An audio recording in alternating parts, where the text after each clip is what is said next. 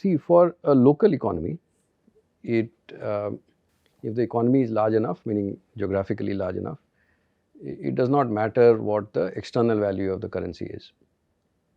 Right? So if you are, say, in rural Maharashtra, rupee is the rupee, right? So it does not matter how rupee trades versus dollar or whatever. It is only when you're talking about international trade that some of these pegging and gold reserves and all of that starts to play a role.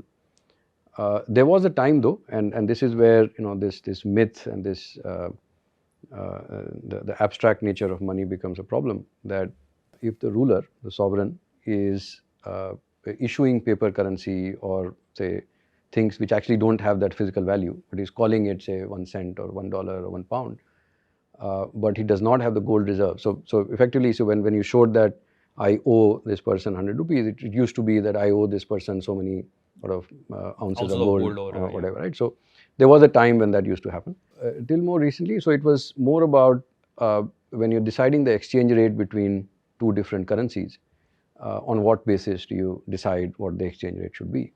So that is where I think gold reserves became very important. So if there was a country which had a significant current account surplus, which is that they were producing more than they were consuming, then because they were sort of exporting a lot more, they would get paid in gold, and their gold reserves would start going up, their currency becomes stronger, and then their exports become less competitive, imports become cheaper, so then the current account starts to balance.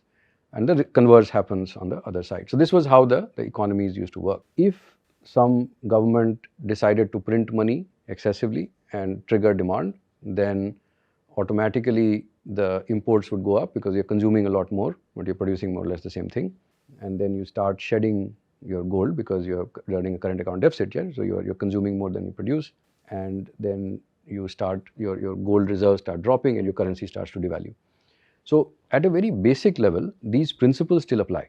But what has happened is that because the total supply of gold in the world is more or less fixed, and there's still some gold mining happening, but it cannot expand at the pace at which the economy is expanding.